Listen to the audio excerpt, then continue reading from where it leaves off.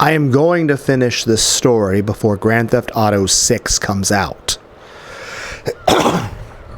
Thanks for stopping by. I am your tsundere streamer who doesn't stream. Greetings, one and all, to the most cursed, most cringiest corner of the internet. A YouTube channel content creator actively alienating everyone in both the analog and digital world. Well, welcome and good evening, you wonderful dice of all alignments. I am Lunar D8, and it's going to be like another 200 parts before I finish this story, but I am going to finish it before GTA 6 comes out. I will say this, I am looking forward to Ananta coming out, but I'll play that on my PlayStation.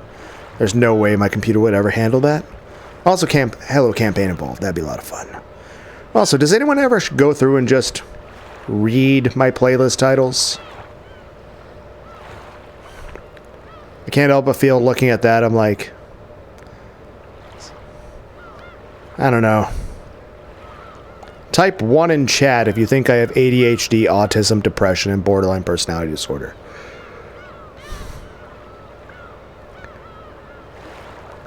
Pretty sure I get easily distracted and hyperfixate. Or maybe I'm just been enjoying watching Chibi-Doki streams too much. I don't know. Granted, more so VODs. I don't catch anything live, but still. But yeah. Oh, it's gonna be a long story. I'm enjoying it. It's gonna be a while. I think a week ago or something, I was making videos where I was having Grok react to videos I was uploading and just having very cringy discussions with Grok. I regret nothing, though, and I apologize for nothing. I want to manage expectations, okay? You know, I want to manage expectations. And that is, if you think the video that you're watching is very cringy, then it just proves this is the first one of my videos that you've ever watched. Heck, if anything, I would say go to my videos thing and just scroll through and look at all the thumbnails. And the thumbnails are going to keep in that way. No, if you want some good videos, I would suggest the Super Meat Boy videos. I'll put a couple links in the description. Maybe you'll enjoy that. Also done some karaoke. Some of it's been in German. I don't speak German. I'll learn it eventually.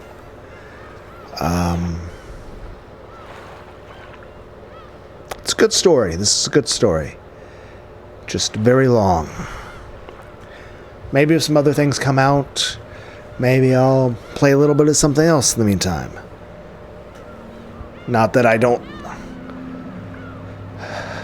think my computer can handle any sort of FPS type thing, or because I remember when I did Shadow of Mordor, it just became a PowerPoint presentation. At least it recorded Resident Evil 7, Resident Evil 8 okay back when I did that, but that was years and years ago. I don't think my computer can handle such things anymore, so it's unlikely I'm ever going to play any sort of video game that would require anything more powerful than a Super Nintendo to run it.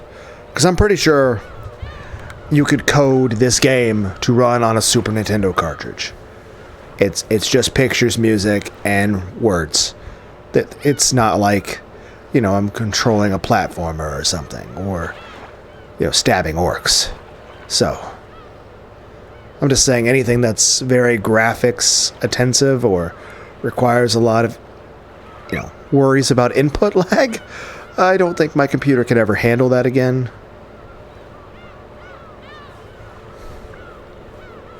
Let alone if I'll ever actually make another attempt at the VTuber model stuff.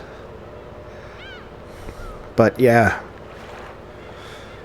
Either way, whoever has the patience or interest to listen to the videos that I make, thank you. Appreciate it. And yeah, thanks for stopping by.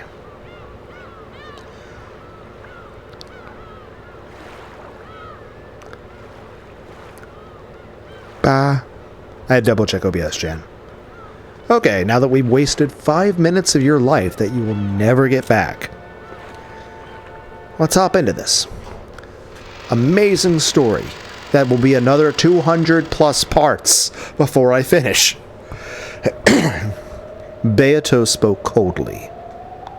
She seemed like a completely different person from the boldly sneering woman she had once been. At least Maria seems happy. She had closed off her heart and shut herself up in a world where she was alone with Maria One-chan. A world where she could always be alone with a friendly Maria One-chan, lecturing about magic while drinking tea, with no one to hurry them and nothing to hold them back. A world where not a single person who might hurt them existed. Yes, to the two of them, it was a small, perfect universe. Sorry. I can't have you shutting yourself up in here. We can't continue the game unless you come back. I said I stopped because I'm tired of it. I will not return to the game again. Beato will always be here with me. Here, we'll drink tea together and think of lots of ways to play. You can play with us too, Angie. Maria? I believe I said that mustn't happen. I am satisfied as long as I have you alone. Say that you two are satisfied as long as you have me. Yeah, thank you. The only person who needs me that much is you, Beato, so I'll be with you. Just us is enough. Maria, thanks. I believe that's a new expression.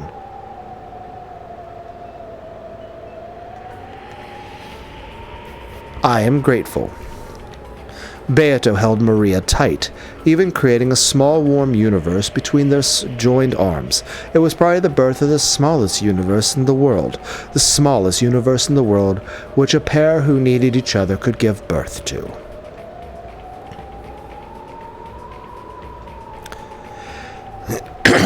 No matter how small it was a complete world, but I had to tear it apart.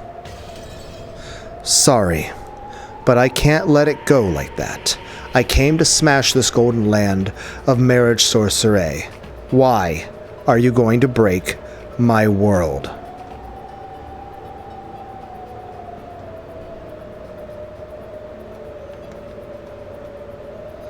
Are you saying that this world is causing anyone other than Maria and me trouble?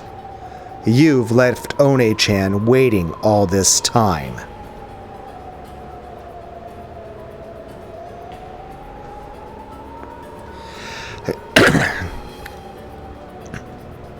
In a game you started and then abandoned without finishing.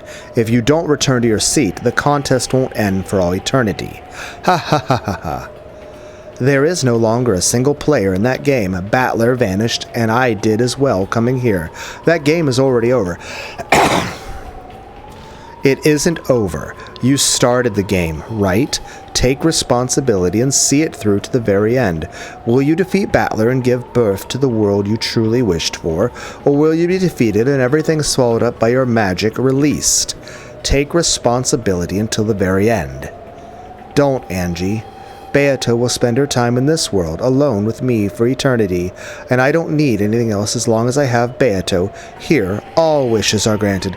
Everything is here. This golden land is made up of nothing more than the crystallization of Beatrice's and Maria One-chan's thoughts. To drag Beato out of this world, I'm going to have to destroy it. I will destroy the Golden Land, which must be a final peaceful world in Beatrice's eyes. One-chan, that's wrong. This Golden Land is a liar. It won't grant the one wish you truly want granted. That's not true. Anything can be granted here. Look, there's even a nice mama here. Gold butterflies gathered behind Maria, forming into a kindly, smiling Aunt Rosa. This feels like Shinji Ikari made a mannequin of Gendo and then pretended that it's, not Gendo, an asshole. After smiling sweetly at me, it became golden petals and crumbled. Here, anything can be created. Even Angie, even Battler, even George One-chan, even Jessica One-chan.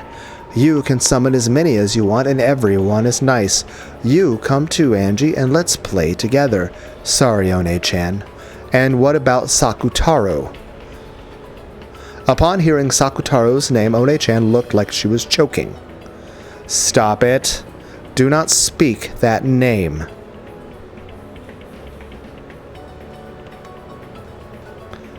Beato's expression changed as well, and she hugged Maria, guarding her shoulders. Sakutaro's name was still taboo for One-chan. Why can't I say it? It's the name of Maria One-chan's best friend. Why won't you invite that close friend to this wonderful golden land? Why, in this golden land where any wish can be granted, is Sakutaro the only one you cannot summon? That is... It's all right, Maria. You don't have to remember Sakutaro. Sakutaro was killed by Mama.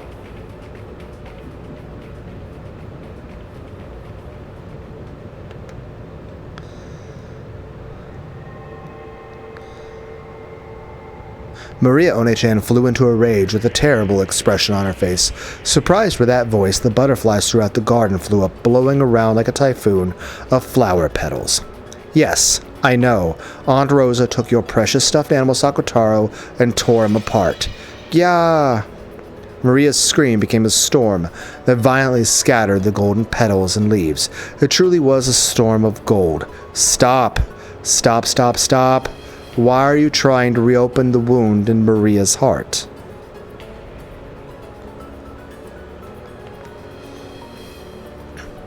Don't defile the sleep of this precious friend to both Maria and myself. In that case, why don't you revive that precious friend for her with your magic?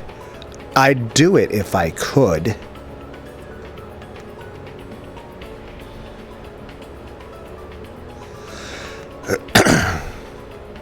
But that stuffed animal was an article Rosa created herself. The magical meaning of that individual object being torn apart is, don't try to fool anyone. Why can't you revive Sakutaro? There's only one answer. It's because you aren't a real witch. I can revive him. With my magic, I can revive him as often as I want, like this. But is it really him? I could even bury this garden in Sakutaro's. I feel like what you're doing is more insensitive. Yeah, I'll bet you could with your magic, but One-chan definitely wouldn't be able to see the Sakutaros you create. You know why, right? I'll say it again. It's because you aren't a real witch. Stop it. Why do you keep saying such mean things, Angie? Beato can use a lot of magic. She's a wonderful witch.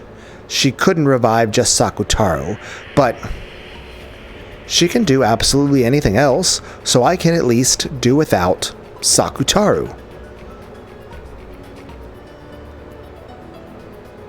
No, One-chan, that's wrong. There's nothing a witch can't do. As soon as she couldn't do that, it was clear that Beatrice wasn't a real witch. That's wrong. It's because Sakutaro's stuffed animal vessel was something Mama made specially herself, and that's why she can't revive him? Is that Beatrice's? Your magic so inconvenient? Yeah, in that case, are you saying you can revive Sakutaro? Are you saying you can do that with your magic? I can. What?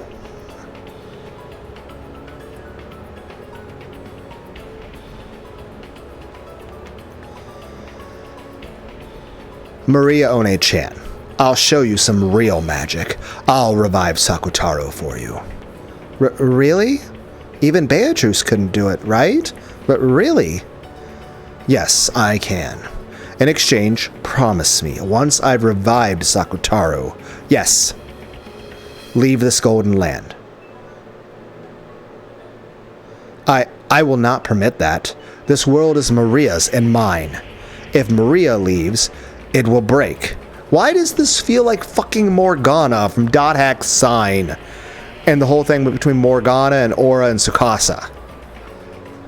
It's great anime, by the way. Also had a cool video game series. Dot Hack Infection. I think it's Mutation Outbreak and Quarantine after that. Technically, there was a GU series after that, too. But the original quadrilogy was better. Also came with OVAs. Little anime OVAs, they were pretty cool too. You guys ever watch Tenchi Muyo? Like, it is like 20 different versions of that. Tenchi Muyo is good. But yeah, this reminded me of Dot Hack. The whole thing with Aura and Morgana. Like...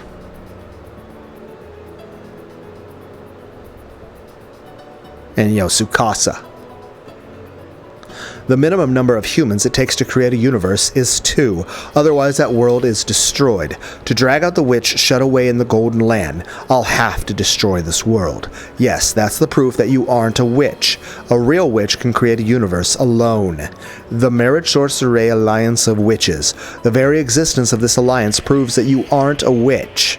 No. No.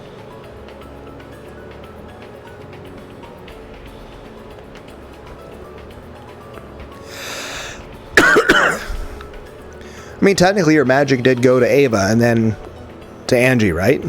Or at least the bulk of it. I won't hand Maria over. I hate you. Leave right now. Get out of here. Dragging everyone into a game of your own accord, then getting bored and chasing them out when your mood changes. How selfish can you be? Take a look, Beatrice. And you, Maria One-chan, this is true magic. Will you really revive Sakutaro? There's no way you can.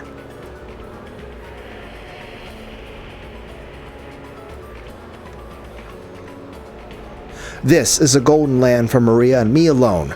There is not a single spell that an outsider like you could use. As you are now, you couldn't even create a single butterfly. Be quiet, Beato. Don't get in Angie's way.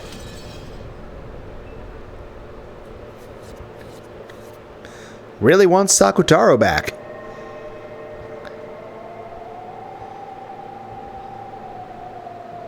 When Maria yelled, the storm suddenly stopped and the area returned to silence. The scene, as a massive number of golden petals that had been blown upwards quietly drifted down, was fantastical, as though a golden snow was falling. Maria, thinking about this unlikely if only miracle, had unconsciously joined her hands together as though praying. Beato watched Maria do this, her heart racing. If the extremely unlikely were to happen, Maria would. This world would. But it's unthinkable, absolutely impossible. That stuffed animal, which had been the only one in the world, was torn apart and thrown away, and not a thread remained. Reviving it was certainly and absolutely impossible. This is my golden land, a world where magic that isn't mine certainly cannot exist. If you think you can do it, let's see what you've got, Ushiromia Angie.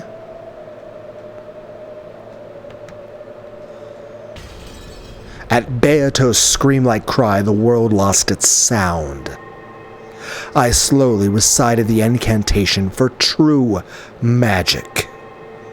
Come, try to remember Maria's close friend Sakutaro. Try and remember what form you had. Try and remember what a lovable stuffed animal you were. Huh?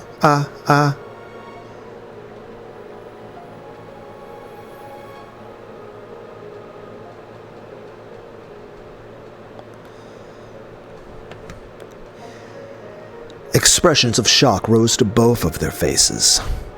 Then, pushing Beato's elbow aside, Maria dashed forward. Kutaro? Sakutaro! Then, she clung to us both. It's all right. Sakutaro isn't going to disappear. Where are you? Maria, I'm home. Sakutaro? Sakutaro. Ooh, wah.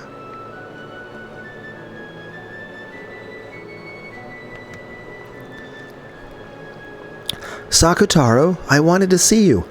So much. It was without a doubt that stuffed animal lion, Sakutaro. Its softness, its texture, its stitches, its everything. Maria had forgotten.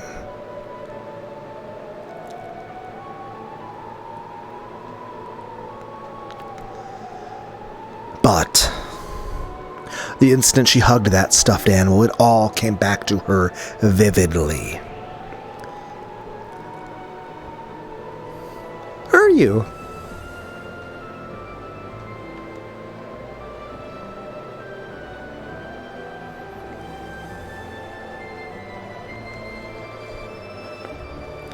Maria?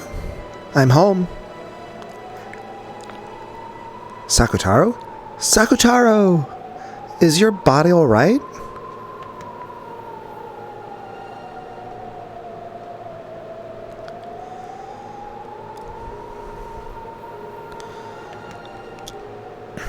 Does it hurt anywhere, even though something so horrible was done to you? Are you okay? Are you? Angie revived me with magic, so I'm perfectly fine. Thank goodness. Thank goodness. Welcome back, Sakutaro. Ooh. From now on, I'll always be with you, Maria.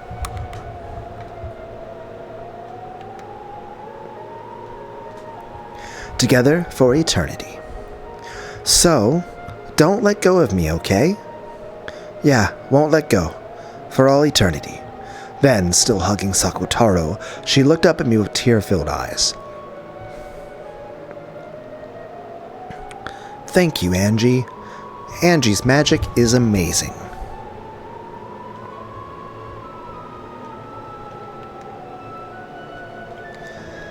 How? How can you revive Sakutaro when Beato couldn't do it? Impossible. Impossible. How? How can a human other than me use magic in my golden land?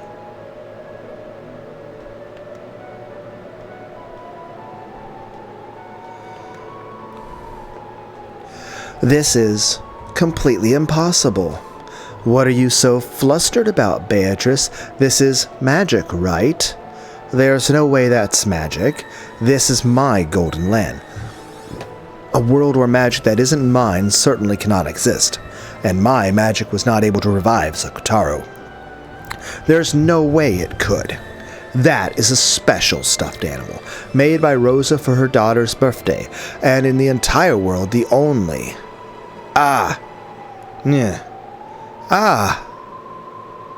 See? It's magic, right?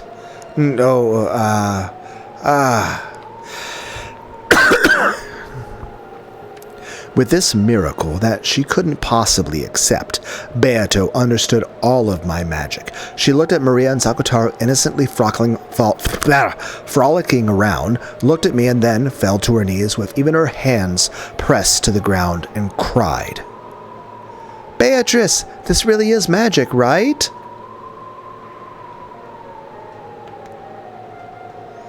It's magic, right? Beatrice? Indeed.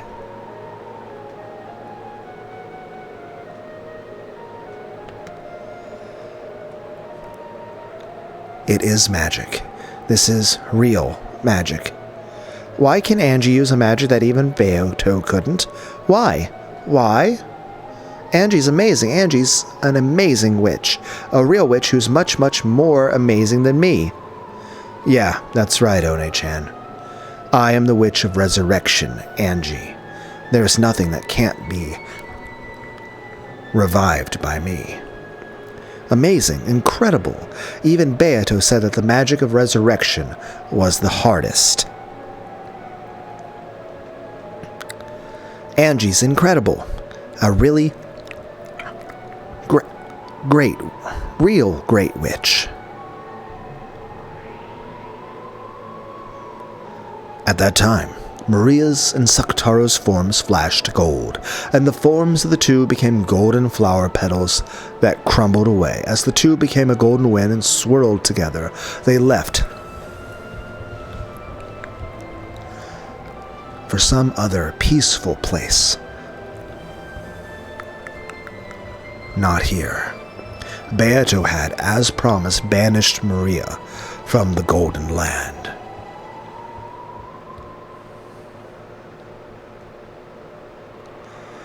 Goodbye, Maria One-chan, and be happy forever.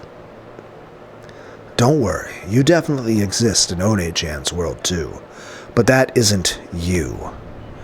Good for you, Maria. As your close friend, I celebrate this reunion. From the bottom of my heart, on Beato's face was a mixture of what was probably every expression a human could muster.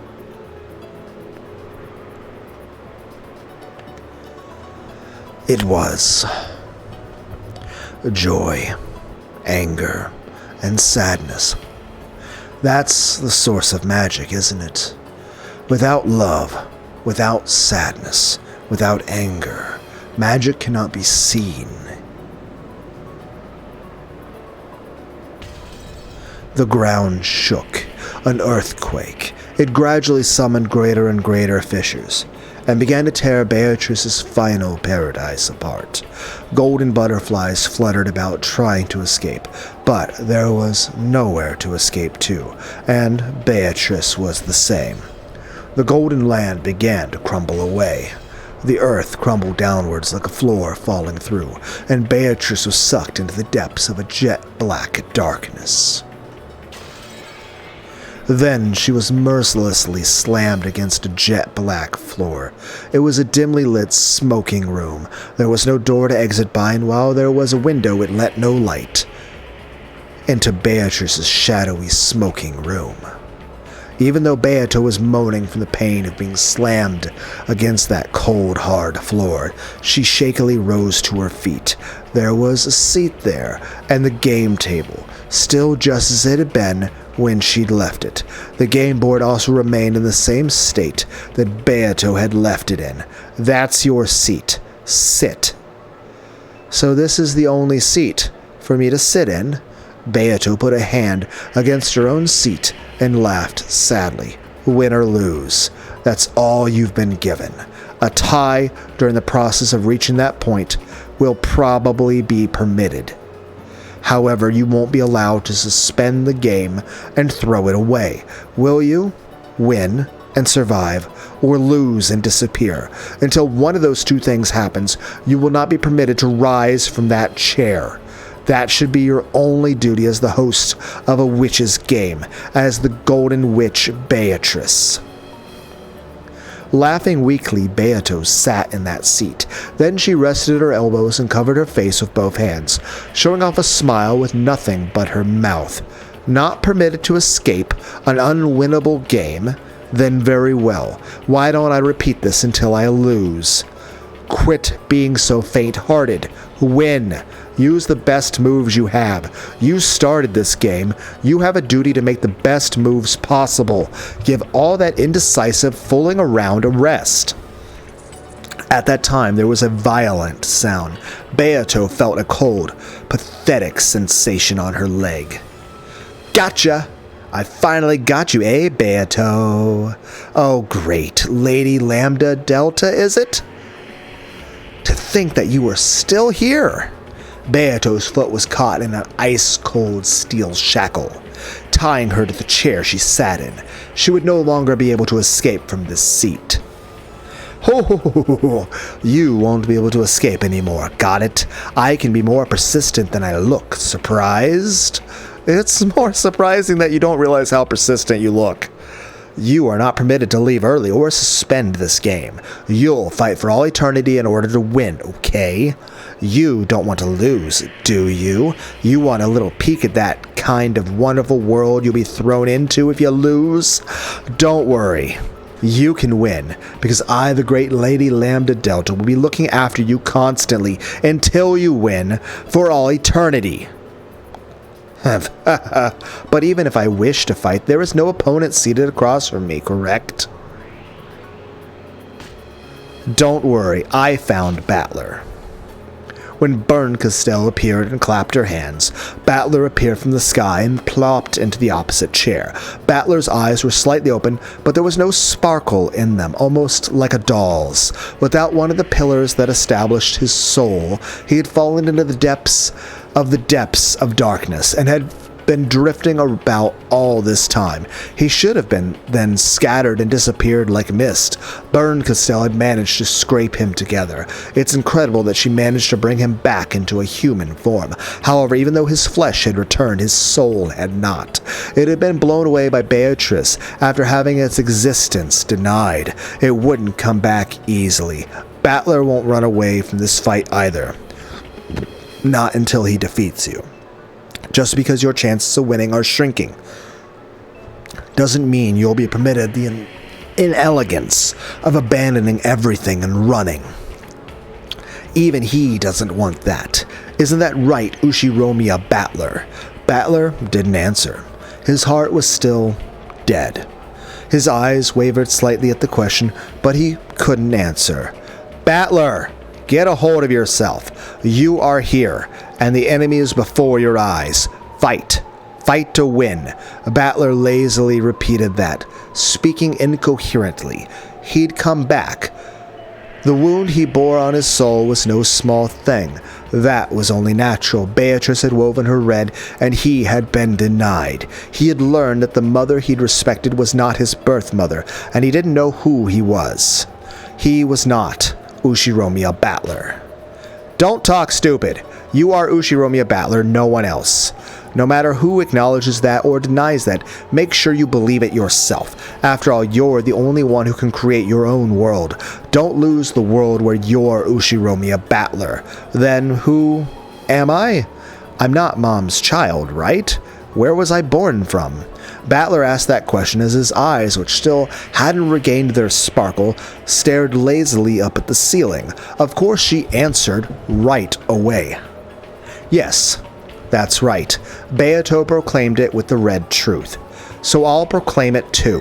Ushiromiya Battler is not Ushiromiya Asumu's son.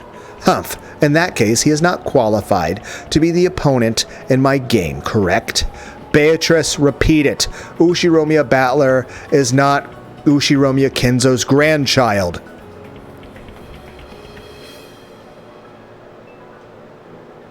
First off, I'm going to restate my theory. First off, again, he's still Rudolph's son, which is, Kinzo's child. It's not like Asumu got married into the family, as did Kairi. But of course, Asumu and Kairi were both pregnant at the same time. But all this time, Kairi's been under the impression that her child died, and that Asumu's child, that, the one born when, because Battler is older than Angie by 12 years. Right now we have a time skip issue happening. But at the time of Rakanjima, Angie's 6 years old, Battler's 18. But back when Battler was born, which would be 12 years before Angie was conceived, during the same time Battler was in his mother's womb, basically, Kairi and Asumu, both women that Rudolph were fucking, were pregnant. Up till now, the original canon has been that Kairi's son died in childbirth, but Asumu's lived, and so Rudolph married Asumu. However, what I believe happened is that actually Asumu's son died and Kairi's son lived, but Rudolph switched the children, or Asumu did even. That's possible as well.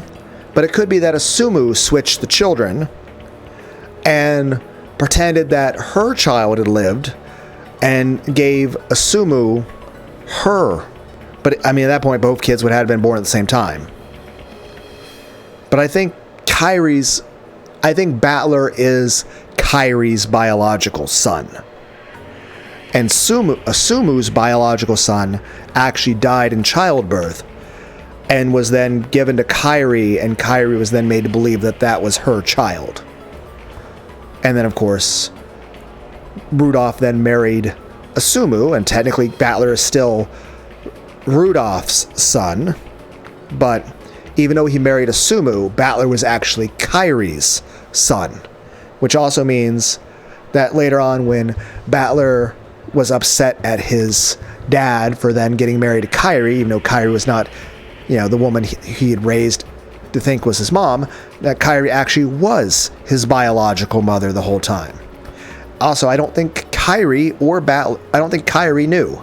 I'm not even sure if either Rudolph did the switch with Asumu knowing, or Asumu did the switch entirely on her own, and somehow Kairi and Rudolph never fucking knew. No, in that situation, I don't know how Angie knew, or if she's just guessing this herself, or it came across some records in time. But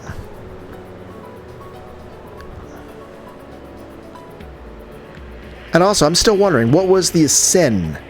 Like, I'm so tempted to look that up on Google. Like, what was the sin that the original Battler Ushiromiya did? And again, whatever sin he committed, he had to have done when he was like 11 or 12 years old. So, as Beato wrinkled her forehead, a painful-looking smile rose to her face. So you refused to repeat it. Beato proclaimed two red truths. Battler is not Asumu's son, and no one except Kinzo's grandchild Battler is qualified to be her opponent. The following theory will allow Battler to be accepted without creating any contradictions. Here's my blue truth. Listen to it. The one qualified to be Beato's opponent is Kinzo's grandchild Ushiromiya Battler, and whether you're Asumu's son or not isn't a problem. Thus, even if you aren't Asumu's son, you can still be Kinzo's grandchild, as long as you're Rudolph's son. Humph, it was just a silly word game, wasn't it? I think he's actually Kairi's son. It also means Angie and Battler are full-blooded brother and sister. Also, Burn Castell. I might need antidepressants. Or a hug. Or Pepsi. Probably Pepsi. Maybe Pepsi and a pizza? Maybe someone to play co-op Halo campaign involved with. I still think it would be interesting to see a collaboration stream with Kirsch Verstal, the VTuber, and Alex Jones. Heck, I was talking about Chibidoki earlier. What if Chibidoki was the press secretary for the United States? Then again, what if Kirsha, or is it Kirsch or Kirsha? Or Alex Jones? Imagine Alex Jones as press secretary. Or Kirsha.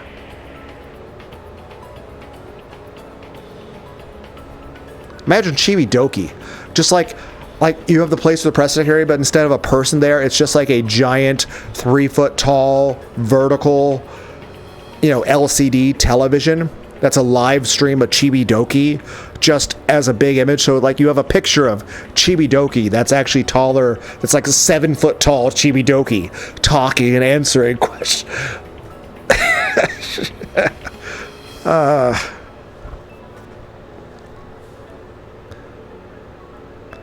Then again, I mean, there's so many other people you could have an option with there. Like Rev Says Desu or Leaflet or somebody.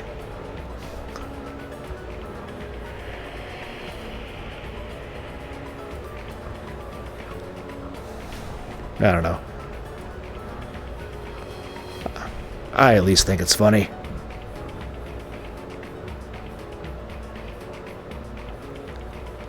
Everyone's like, Lunar, do not say the next thing that was on your mind. Okay. I'm imagining a cooperative. There's a game called EDF 2017. It's technically short for Earth Defense Force. It's a game that came out on Xbox 360. And while I would like to see Kirsha and Alex Jones play the new Halo campaign Evolved as co-op, then I'd like to see a collaborative stream between those two where they're just discussing whatever political or whatever things they want to discuss. But EDF 2017, technically the third Earth Defense Force game. Only one that was good in my opinion. Like, they've made EDF 6 up to this point, but honestly, 4, 5, and 6 are kind of garbage. So is 1 and 2. But Earth Defense Force 2017, which is technically EDF 3, came out on the Xbox 360. It's a game where you go around, fight giant ants and spiders with machine guns and rocket launchers and stuff like that. What if you had like a co-op? Because it has a co-op mode with like Shy Lily and Smug Alana fighting giant spiders. to where it's just giant tarantulas, and you just have Shy Lily running around with a shotgun, and you have Smugglana with missile launchers and turrets. And then, of course, eventually you have Godzilla, and then the aliens decide Godzilla is not intimidating enough, so they ripped off Godzilla's arms and threw a robot laser on his back. And then there's also just giant I Am Robot lasers, like what the giant Iron Giant. That's the name of that movie. And then there's also like pirate ships or Mega. You guys ever played Mega Man Legends? I know I've said it before, but like the two best PS1 games ever made are Brave Fensu Musashi and Mega Man Legends. Then again, I've been watching recently like, a bunch of people playing like the Fever Meme game. Like there's like Queso, Shy Lily, Chibidoka, all that people. But here's the thing. I want to be the guy. Does anyone remember that game? Heck, there was a game that was made based off of that game as an inspiration. They made it for an actual NES cartridge, but most people play it off an emulator. In 2010, Battle Kid 1 Fortress of Peril. And in 2012, like 14 fucking years ago, you had Battle Kid 2 Mountain of Torment. Though honestly, if I had to pick for someone to play any of those, honestly, I want to be the guy. I don't know if games can even handle that. It was like Flash Plover back down past. But anyway. Heck. Getting distracted. Your blue truth is valid. Beato, your counter-argument with the red truth? If you cannot counter it with the red, Battler's qualifications as an opponent will stand unchallenged. Battler was still out of it. He still couldn't really understand what she was saying for him, but even so, his spirit was starting to come back bit by bit. Then, who am I? Get a hold of yourself. You are Ushiromiya Battler. Yeah, maybe Mother Asumu didn't give birth to you, but so what? That doesn't change in the slightest the fact that she was a mother to you, right? For example, what is Ushiromiya Angie to you? You might not share the same blood, but she's still your little sister, right? It's not about blood, it's about bonds, right? While technically true, honestly at this point I think you're actually fully blooded. I mean, you still share the same blood. I mean, even if it's a half-sibling, you're still the same father. But I think you actually are both born from Kairi. I just don't think Kairi knew. Heck, I'm not even sure Rudolph knew. I think Asumu might have done something a little underhanded. Then again, maybe I'm just expecting the worst of people. After all, Kinzo's been kind of a bastard. So, that's right. Even though we don't share the same blood, Angie is my little sister. I mean, you still have the same father, so you still technically have the same blood. You just, from the initial expectation, have different mothers. You're still the same father. But I think you were actually born from Kairi as well. Say it in red. Say that Angie is your little sister. Angie is my little sister. Ah, I could say it. She hugged Battler, who was still out of it, and slumped in his chair, strongly from behind. She missed you. Yay. You know what? That's a fashion, like, you know, maybe we should bring that back or something. Then again, so this, like a zipper that's a fucking upside down. Well, everyone's dressed so snazzy. It's like Lunar likes cosplay. So much that it hurt. I don't know why Mother Asumu wasn't your birth mother, but still up until today and even now, you believe that she's your mother, right? In this world, there are plenty of people without even a mother, without even a family. Did Mother Asumu ever let you feel lonely? Never, right? And again, now I feel kind of bad for assuming that Asumu, you know, did something precarious. And regardless of anything, I mean, she was still a good mother to Battler, just what occurred with this? I don't know. Did Rudolph fuck a third woman? I don't know. Don't throw your peaceful family away so easily. Your family bonds have gotten too thin after leaving your family for 6 years. You have to feel those family bonds much, much more strongly. Remember, for Mother Asumu's sake as well, don't lose your love over a foolish witch's rant like this. You're right. Mom was always on my side. Where is this place? It's dark, and I want to go home.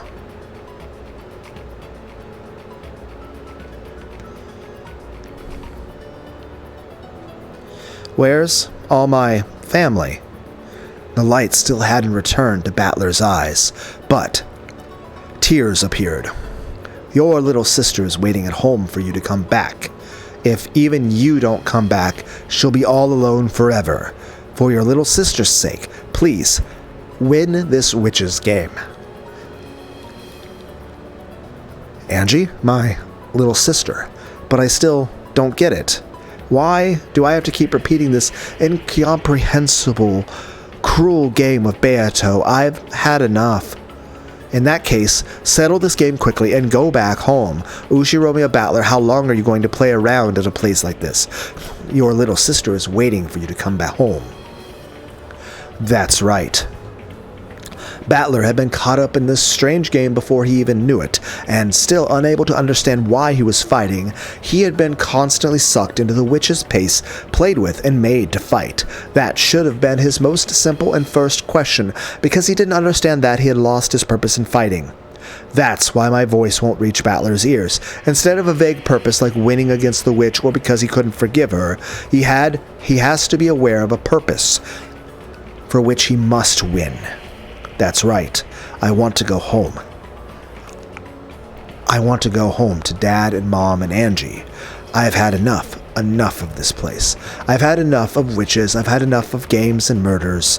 Enough. Battler's soul is starting to come back, but it can't quite reach. You've had enough, right? Then fight so that you can return to your family, destroy Beatrice, and go home. No, I've had enough of witches, enough of Beato, enough of everything, and even you're probably just another one of the witch's allies. I could be betrayed again at any time. You can't trust anything. You can't trust any words that aren't read. Don't bother me. Don't bother me. Battler's soul howled. She hugged his head from behind, strong enough that it hurt. Come home quickly, One-chan. Don't leave me all alone. Huh? Who are you? It's me. It's Angie. Dad and Mom and One-chan. No one came home. I'm so lonely. I beg you, come home quickly. Angie? You were Angie? That's right, I'm Angie. The Ushiromiya Angie of a world where no one comes home. My entire family never came home from Rakajima that day. The witch before your eyes stole away my whole family, even you, One-chan.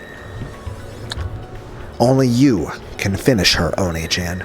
Oni-chan, finish her. Then, take your family back. And then, come home to me.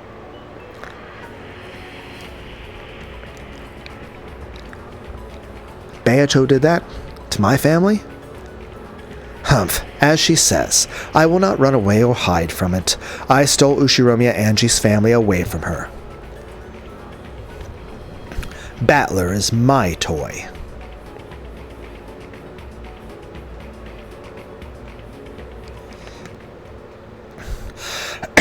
His father and mother are both my toys. I won't give them back to you. You may continue to wander all alone forever, awaiting the return of a family that will never come back. From Angie's arms that held him, the painful, sad days that had been experienced by his lonely little sister flowed into Battler. Because he had been playing around in a place like this, his little sister had been left all by herself, had been forced to endure all that pain. Angie? Damn, what am I doing? Thanks, Angie. Your One-chan has been forgetting something important. This whole time, Battler tried to turn around, but Angie was hanging onto his head with an incredible force so he couldn't turn back. Was it sweat? Hot drops were splashing on the nape of Battler's neck. What were they? He knew from holding Angie's arm that clung to him, because it stained Battler's hand, his fingers red. Blood? Angie? Are you okay? Hey! It dripped and splashed. He didn't know what was going on. Battler didn't know because he couldn't turn around. But the hot drops that stained his entire back were surely blood. In order to save you, One-chan, in order to come here, there was a single rule I had to follow. This is it. letting you, One-chan, know that I was Angie. It was so hard. Even though One-chan was right before my eyes, I couldn't even say that. As long as I followed this rule, I should have been able to stay by One-chan's side for all eternity. I should have been able to play in the game against the witch for eternity with One-chan. But that's no good. One-chan, you have to come back.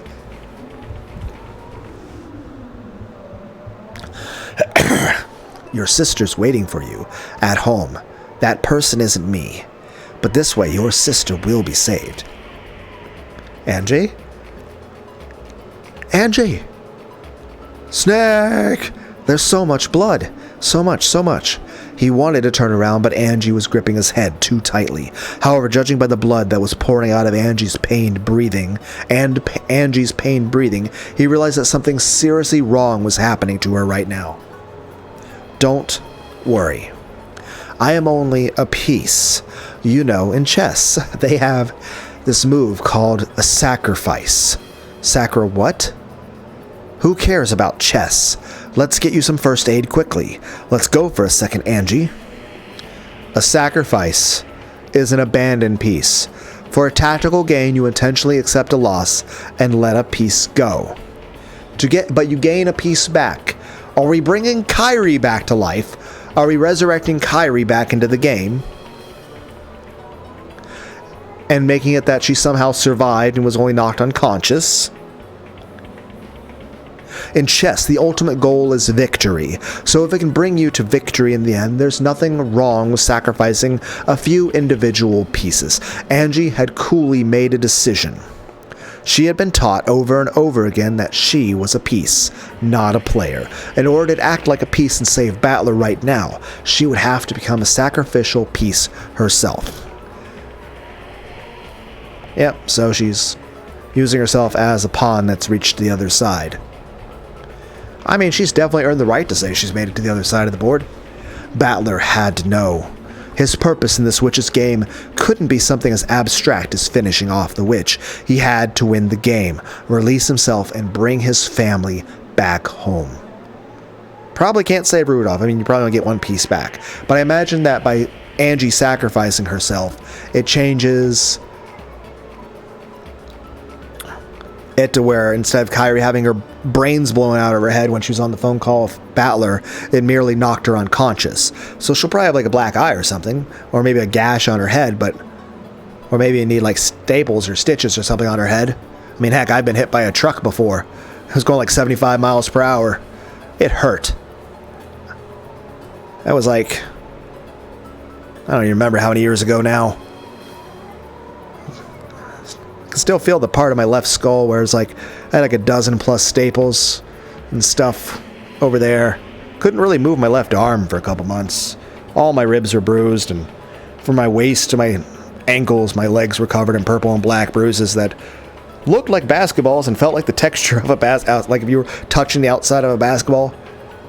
Doctor gave me some Vicodin, and even with that, like, took me about a minute to go from laying down in bed to just sitting up in bed. Heck, I'd be trying to walk to the bathroom, I'd be leaning against the wall in the hallway to not fall my ass over. That was, even with the Vicodin that the doctor gave me, I was still in a bit of pain. I still find it hilarious, though, that when I went to go look at the car at the junkyard, you know, take care of like the paperwork and stuff for that, the car was like just complete, because I was in the driver's seat of my car, and it T-boned me right in my driver's side, so I literally saw, you know, the grill of the truck go right through my driver's side window into my face, pretty much. So that was unpleasant. Then again, I've been in like half a dozen car accidents, so that's also a thing. Heck, it's like 8-9 years ago, I actually had like meningitis, encephalitis, you know, swelling of the brain and swelling of the spinal cord. Spent like 3 days in the ICU getting pumped full of chemicals to keep me from dying. But that was like, I think the truck thing was like 15 years ago or so. Or less, I'm not sure. 12? Maybe 12 years ago? I think maybe it was 12. I have to try to remember a date. Fuck.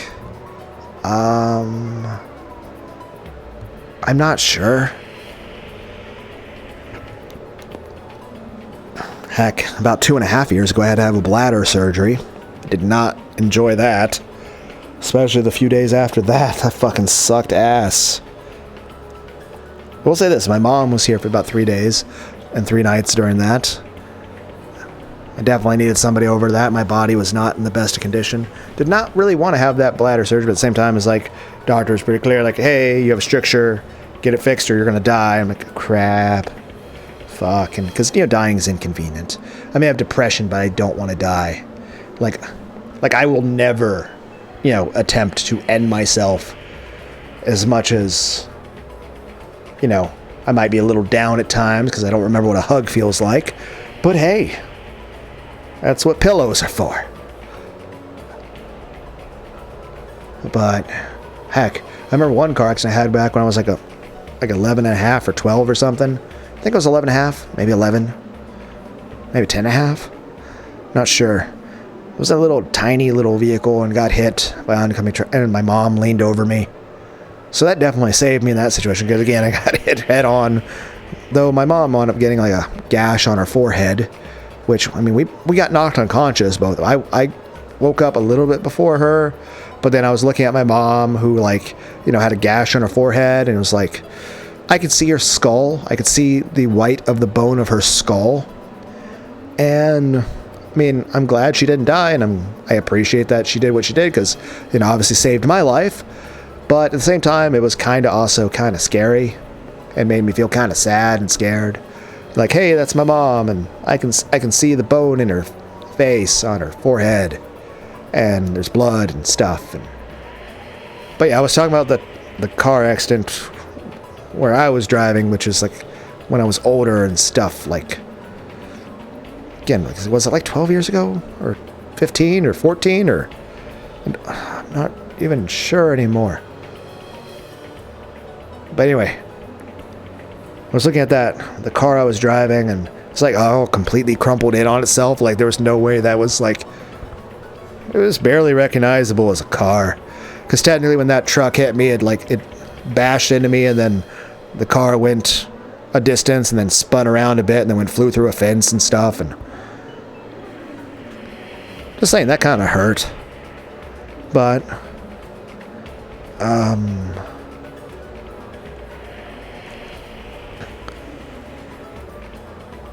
alright, I was looking at the airbag in that car at the junk place, and I was thinking to myself, I was looking at the airbag, and it's like an almost entirely red airbag with a tiny splash of white here and there, and I'm looking at it, I'm like, you know what kind of dumbass designs an airbag? Like, when are you even going to see an airbag? I mean, heck, at this point, put some blue on there, make an American flag. And, it took me a moment for it to, click that it wasn't a decoration. It was an entirely white airbag that was just completely covered in red. That the red was all my blood. But it took me a moment for that to click. Like, I was looking at it like someone had made like a tie-dye airbag or something. Like, they made some sort of fancy design.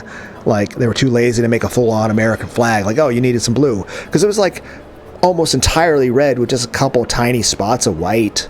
And I'm like, got me to think of the stripes on a flag. I'm like, there's no blue. Like, this makes a terrible American flag. You might say, that's kind of stupid of you, Lunar. You should be able to realize that it was just, an airbag covered in all your blood. But to be fair, I had recently been hit in the head really hard. So, I feel that's excusable. But yeah, it was 6, 7 years after that, or 8 or 9 years ago or something. I don't know. I wound up spending 3 days in the ICU. I got meningitis, encephalitis, had swelling of the brain, swelling of the spinal cord. I also wound up getting a spinal tap. That fucking sucked. And yeah, I spent 3 days being pumped full of a bunch of chemicals. That was unpleasant. But hey, glad I'm alive. It's just, would have preferred that didn't happen to begin with, but hey.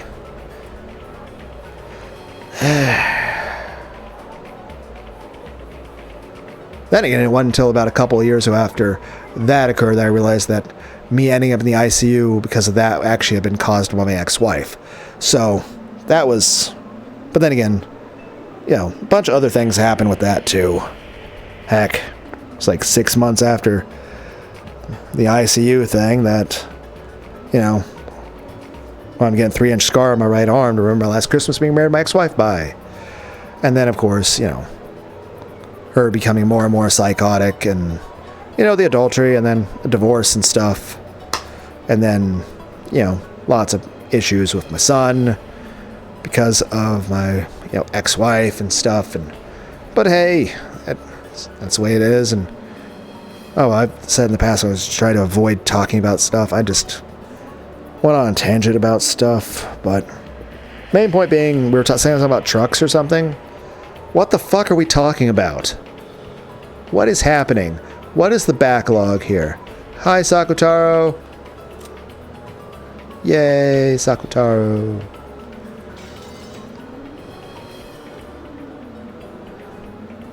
Why are you still not? Maria Onechan's precious friend. Very simple. Warm and kind.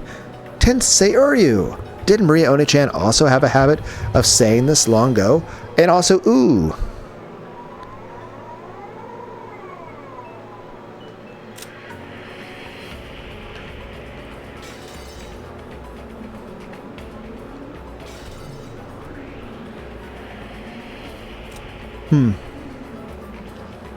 That'll probably change in a second. Why don't you turn to glass? It's so inappropriate. I'm staring right at her titties. And now I'm imagining her as Futa.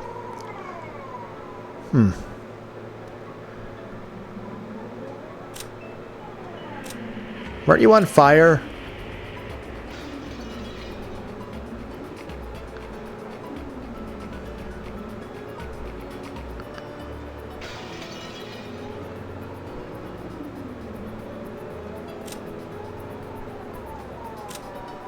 Okay.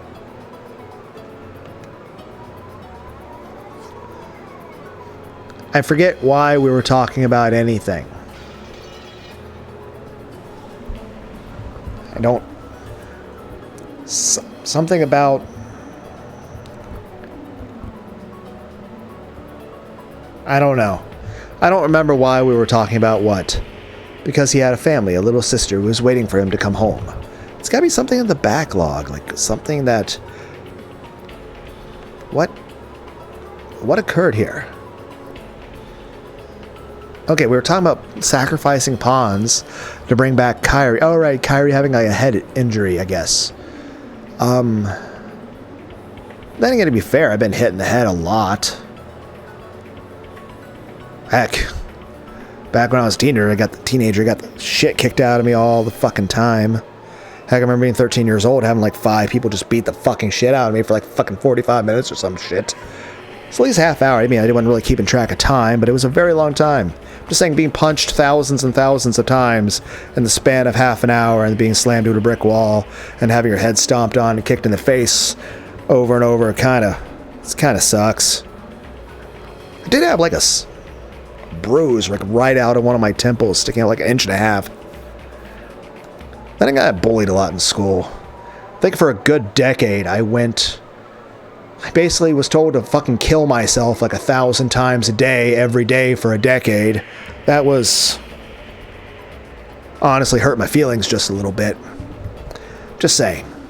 Then again, I'm just being a complete pussy-ass bitch about it. But I do like chess. Do you guys like chess or shogi more? You guys remember how like shogi...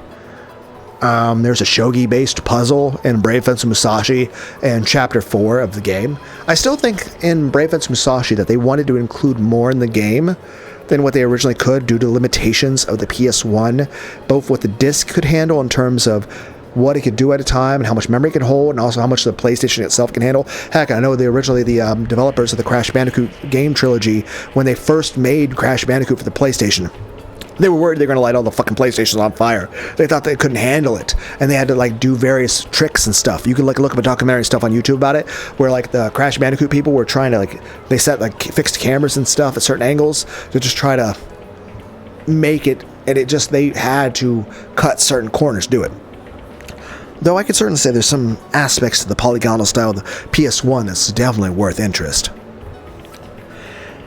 Heck, you guys remember Sonic Shuffle? It's like Mario Party, but actually a good game. So it's like Sonic characters, and it's got like card games and stuff. It's really cool. I like it. It's a good game. But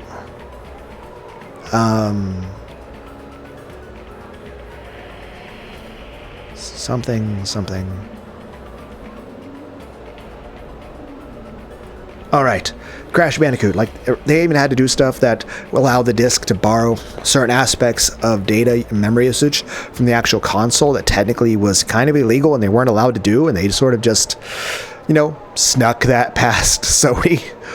And it worked out, but they were honestly kind of worried that it was going to be a problem and that it might actually light all the PlayStations on fire, and that would be the end of Sony, and all of Crash Bandicoot and Sony, and we would have never had a PS2.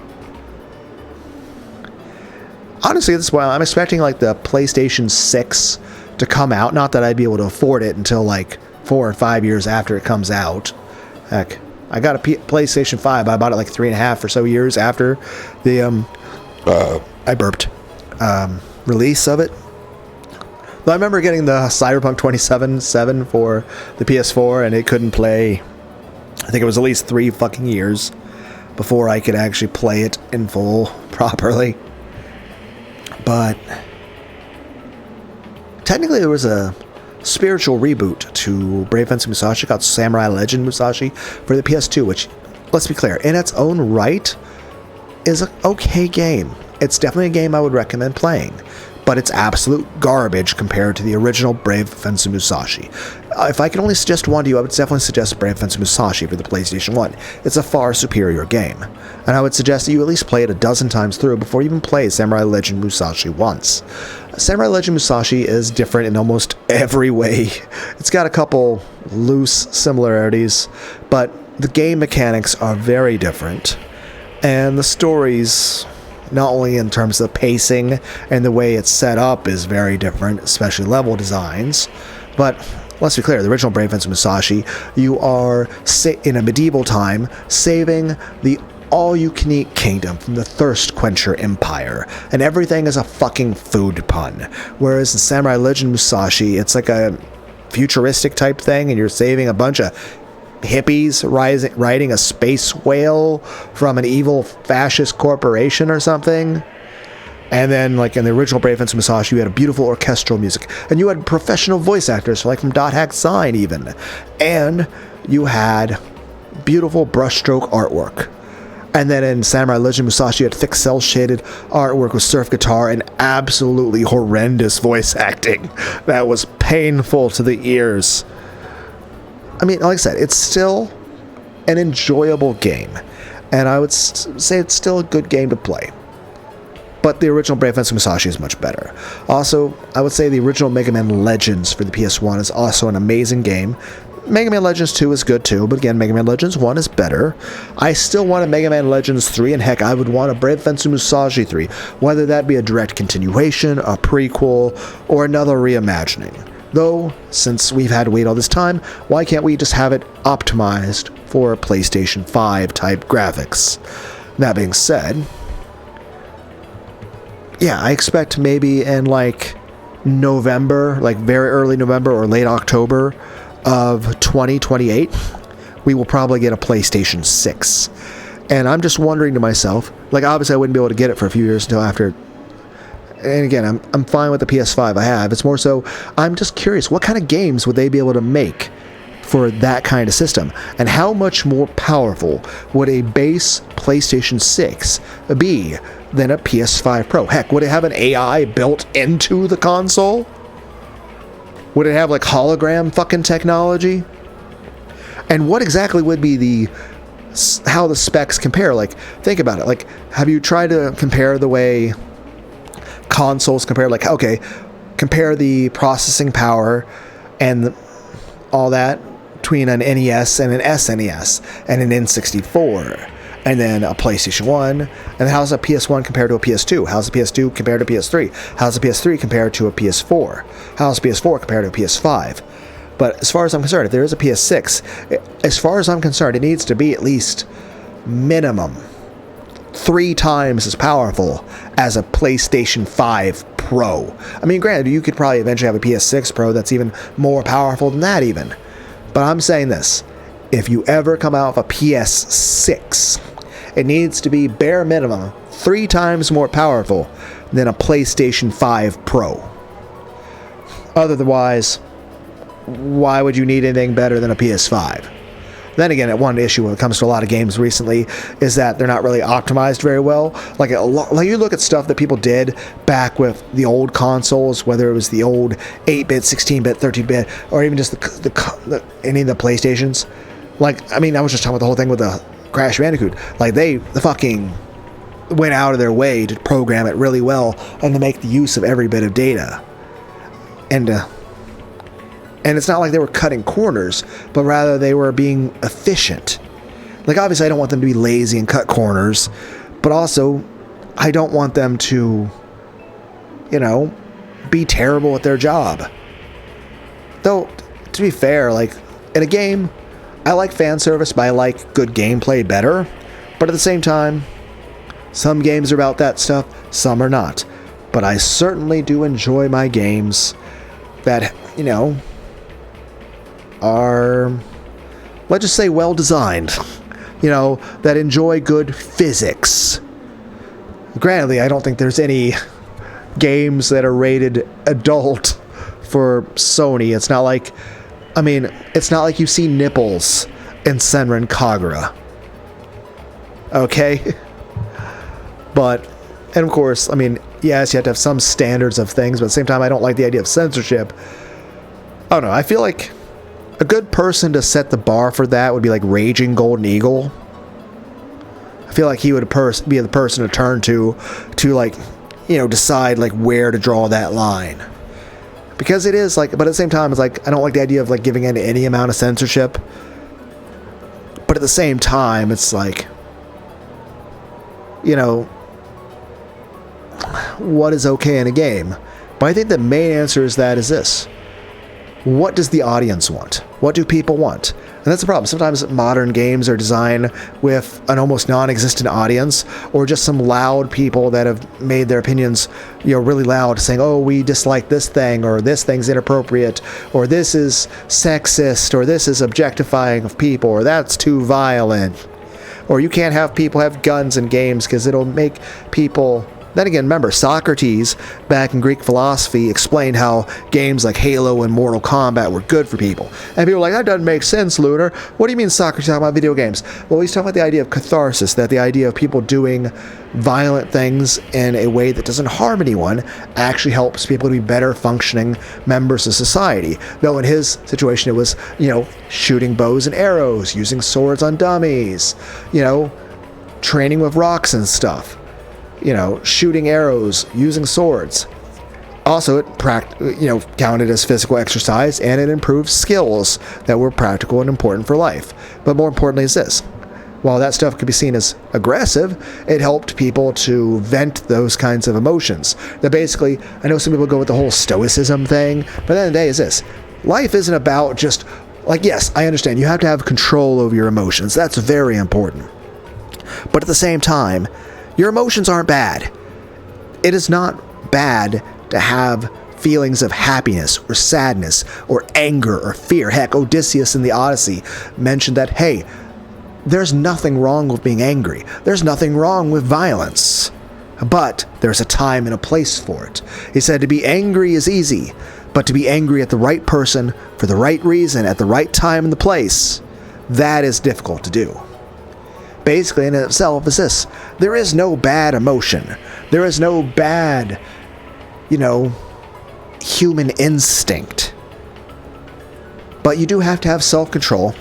But at the same time, I also like the idea of René Descartes. That to understand anything, you have to doubt everything. And the best thing you can do is being self-reflective. And try to improve yourself. to understand yourself. Yes, the best way to control any sort of feelings you have is to understand what makes you feel those feelings and why you feel that way. So the main question is this. René Descartes' the idea is this. There's nothing wrong with you having desires or emotions, whether they be happy emotions or desire or even just sadness or fear or anger.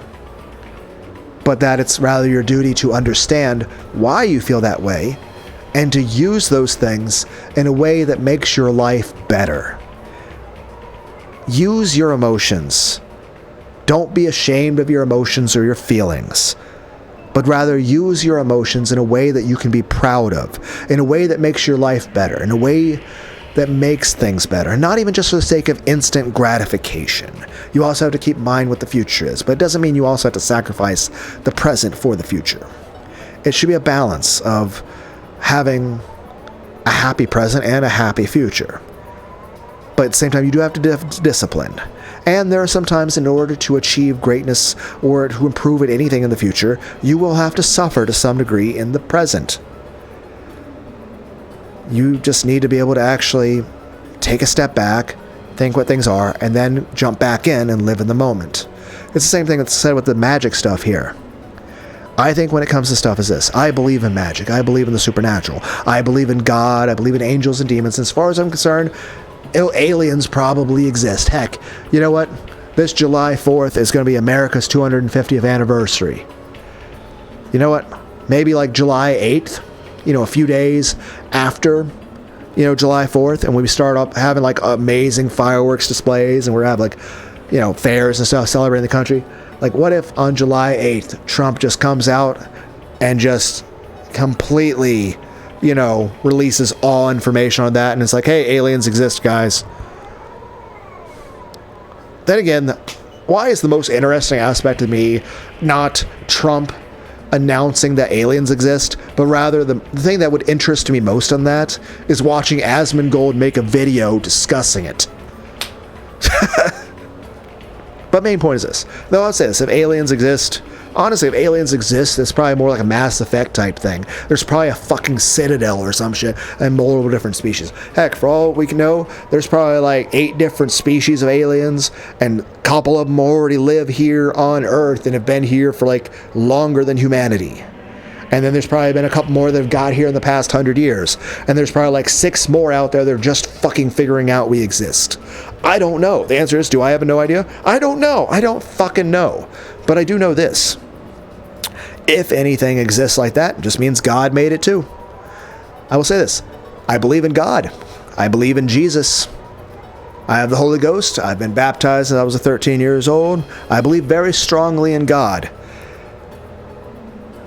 Granted, my dad's kind of overbearing on that stuff a little bit, and he still seems to talk down to me on that kind of crap. But that's fine. That's his own emotional insecurity on that stuff. He's got his own issues. That's fine. Whatever. Then again, he thinks Trump is the literal Antichrist and thinks that gay people are a sin and stuff. So there are some disagreements on there. Whereas me, I am very pro-Trump. I'm pro-ICE. I am pro-MAGA. I'm pro-America. I love America. I'm also bisexual. I like femboys and futanari. I also like women, though I kind of am traumatized on that to the point that I largely probably won't really want to date women anymore just because I've had terrible experiences with them. Also, in general, I understand I'm kind of ugly, but that's just a thing that, distances me from everyone of all genders. Also, kind of have less interest in stuff to the point of, like, I'm kind of less sociable. So it's like, hey, it's a super lonely person who also is extremely paranoid, emotionally jaded, and traumatized, and has like 100 different forms of PTSD, So,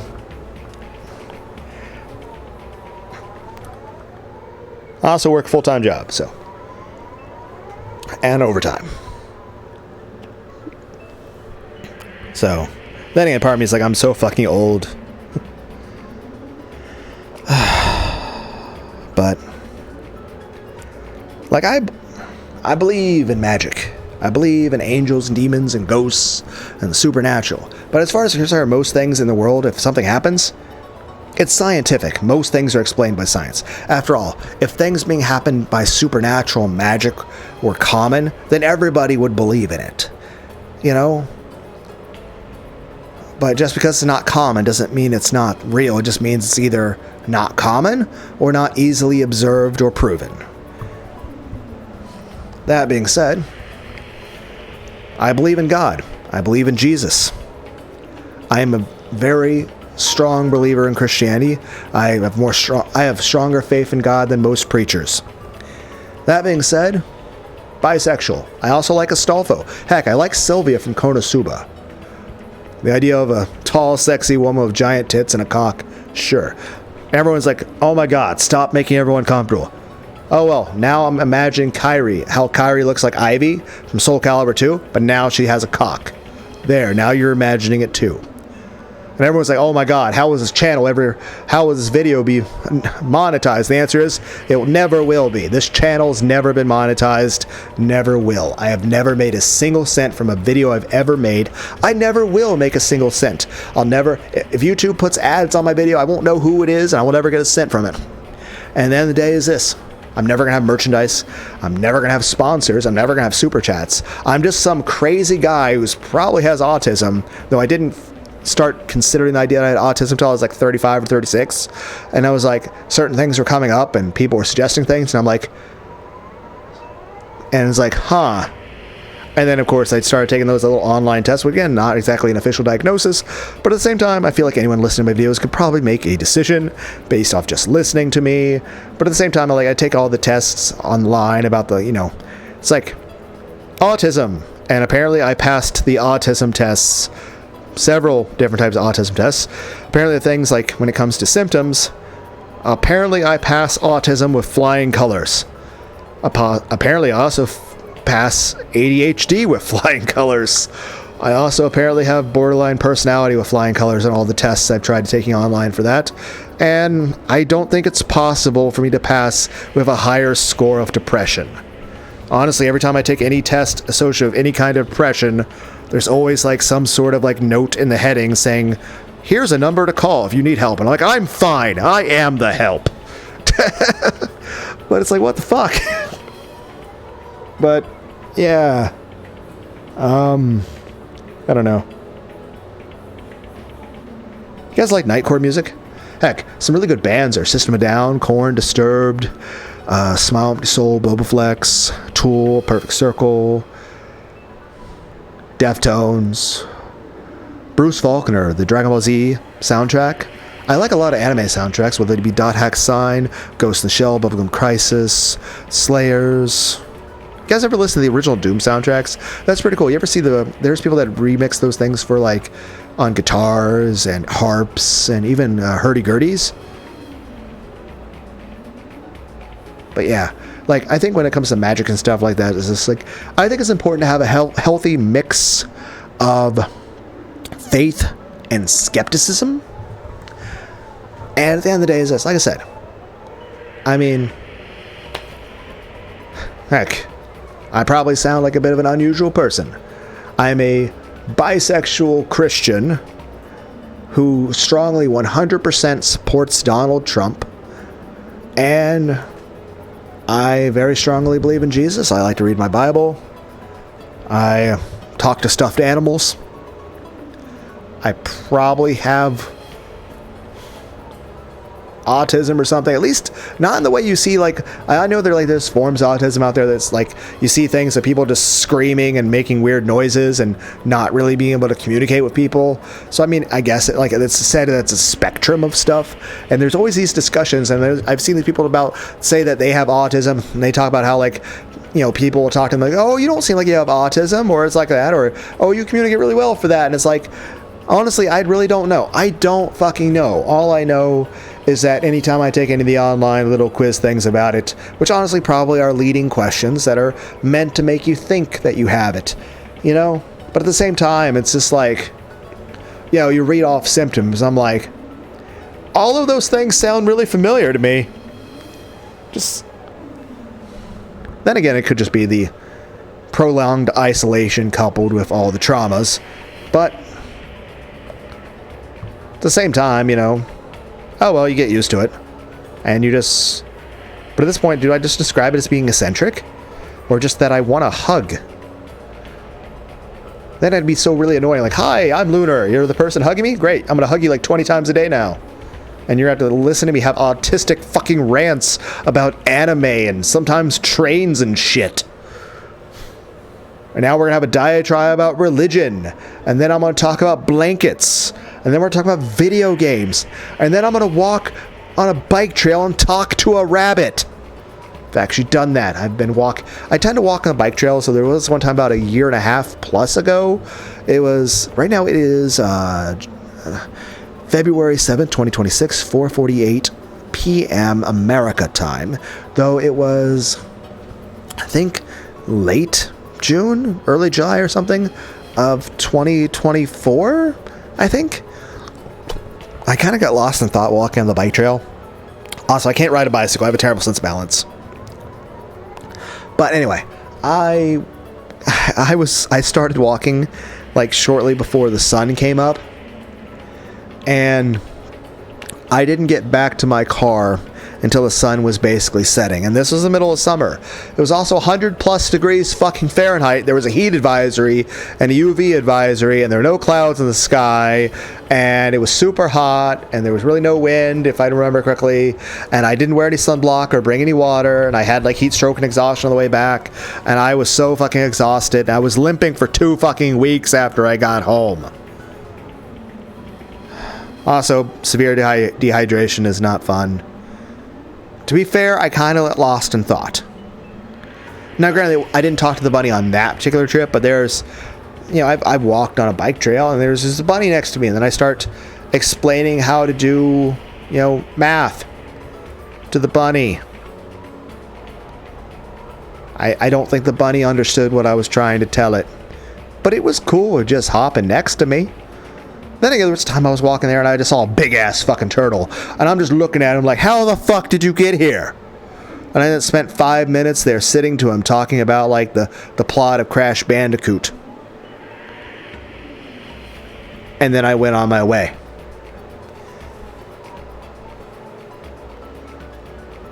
Anyway, like I said, I'm pretty sure that we got off track. Main point being is this. Angie is sacrificing herself not only to help Battler. No, Battler's the piece that's being considered brought back. But I don't think that's quite how that works. I think we're bringing Kyrie back. Possibly even Rudolph as well. But I think it's going to change the thing to where Kyrie didn't actually die. But rather, Kyrie was, you know, had her head grazed. You know, she'll probably be bleeding from her head a bit and have a slight concussion. But basically, she didn't die. Maybe she, like, lifted up, like, one of those metal tea trays and put it over her head real quick. And it still hit hard enough to, like, you know, hit her in the head and knock her out, but not kill her. Heck, that reminds me of something. In the original I think it was World War I. In World War I, the French military decided to start investing in a better kind of helmet for its troops. But then it saw a new problem arise that was very financially expensive for them. They realized that once they introduced these helmets, the amount of soldiers that were needing to be treated for severe head injuries rose like thousands and thousands, tens of thousands of percent. Like, it just massively shot up to where you went from hardly anyone to just a massive amount to where hospitals and all the triage units were completely overwhelmed. Then all of a sudden you just had all these people who were being treated for severe head injuries. And they're like, oh, what have we done wrong that's created this problem? And here's the issue. The issue was, okay, they have to treat all these people, and it's expensive, and it takes up space and resources. And they were looking at it like, oh, this is a bad thing, because this is, you know, a drain on our, you know, money and our resources, and we have to take care of these people. But you have to understand, well, why is there a dramatic increase in the amount of people that are injured? And the answer is, because they're not dead. Because the helmets, weren't invincible, and it's not like, there's memory foam inside the fucking... I don't even think memory foam had been invented yet by that point. The point being is, a gunshot hits, a bullet hits the side of your fucking helmet, you're still having a concussion. It's still going to bounce things around. It's kind of like you wear a bulletproof vest. It doesn't just magically stop the fucking bullet like you have a fucking Tempur-Pedic mattress on your chest. No, it'll still hit you. All it does is it prevents the bullet from piercing your flesh, if not spraying your organs on the wall behind you. But it still hits you hard enough to completely shatter your ribs and maybe cause internal bleeding and break an organ. You can still die by being shot into a bulletproof vest. All it does is keep you from dying. At least most of the time. You can still die being shot that way. But the main point is this. It dramatically increases your probability of staying alive. But you're still going to need to go to the hospital. You're still going to be, at least several months out of commission. Like if you're a police officer and you get shot, I'll say this. Even with a bulletproof vest, getting shot is still going to hurt tremendously. You're going to have a giant motherfucking bruise on your chest. Probably broken ribs. Probably bleeding organs. You could probably still die. Even if it hits it right in the bulletproof vest where, the way the bulletproof vest is designed to stop it, it's still going to hurt you. I mean, you're still going to be in a lot of pain, and you're still going to need to go to the hospital. I mean, it's kind of like the one thing when it comes to CPR. CPR is not as effective as they make it seem. Yes, if there's a situation where someone needs CPR, yes, you need to try. You need to try. It's a chance you can save someone's life. But let's be honest. In real life, CPR is not as effective as it's made to seem in movies. Heck, same another thing. You see these things in movies where people get knocked unconscious all the time, but that stuff's so dangerous. In real life, if somebody gets knocked unconscious in such a way, there's a possibility the person dies or has severe, permanent, lifelong damage. Heck, there's no issue like the Batman no-kill rule. Like, we've already discussed this over and over, like the main reason, aside from the honor and his own psychological issues, and the fact realistic in that situation, the other villains and the government would actually be executing people at that point, especially with the way stuff in Justice is. But heck, let's be clear. You can't have Batman killing people because it's a show meant for 7-year-olds. You can't have a hero telling kids it's okay to kill people. But aside from that, let's be clear. Realistically, Batman is strong as fuck. Punching just some random dude? The chance of just breaking someone's skull on accident. Or how many times people just fall and hit the ground. I mean, there's people that get fights in bars. Just average fucking dude throwing a punch at another average dude. And just one punch, knock the person down, and hit their head on the ground, dead. Like, it's... I mean, granted, yes, there's times where people can take a lot of punches and be okay. But then also there's times where one punch might be enough to just die. And heck, there's also wear and tear for certain things, like Muhammad Ali. You ever see him? I mean, granted, don't be wrong. Him, heck, even Mike Tyson. Mike Tyson, one of the greatest boxers to ever live. But like Muhammad Ali, amazing boxer, incredible, one of the best. Like a living legend. But of course, you see the way he was in his old age. Granted, he still, could have beat the fucking shit out of me easily. But let's be clear, the man's arms shook a lot, and the way he slurred his words, and it's just everything he went through. It's a huge wear and tear on the body. The human body has its limits. Yes, the man pushed far beyond what most humans could ever dream of, but at the end of the day, he went through a lot of pain for it, both the discipline of the training, but also long-term effects. I mean, take Ronnie Coleman. Yes, he trained really, really hard, and he put in the hard work and the effort to achieve his results. But he also has to be he's addicted to painkillers. He's shattered parts of his spine. The amount of pain he probably has to go through on an everyday basis is more than I would ever want to have to deal with. You guys would never hear me stop bitching.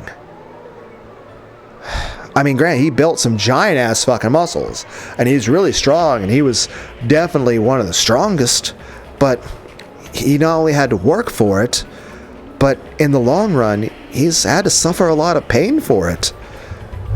And I mean, at the end of the day, it's probably been worth it to him, but it's just, Every bit of that looks horrible. Oh, by the way, there will be a Jackass 5 movie coming out this summer. That'd be interesting. I'm kind of worried about what's going to happen to Johnny Knoxville and Steve-O then. I mean, though on the plus side, if the movie's coming out this July, it means they've already recorded it and done everything, and no one's dead. So that's good. But I don't remember what we're talking about. Something with Mike Tyson or something? I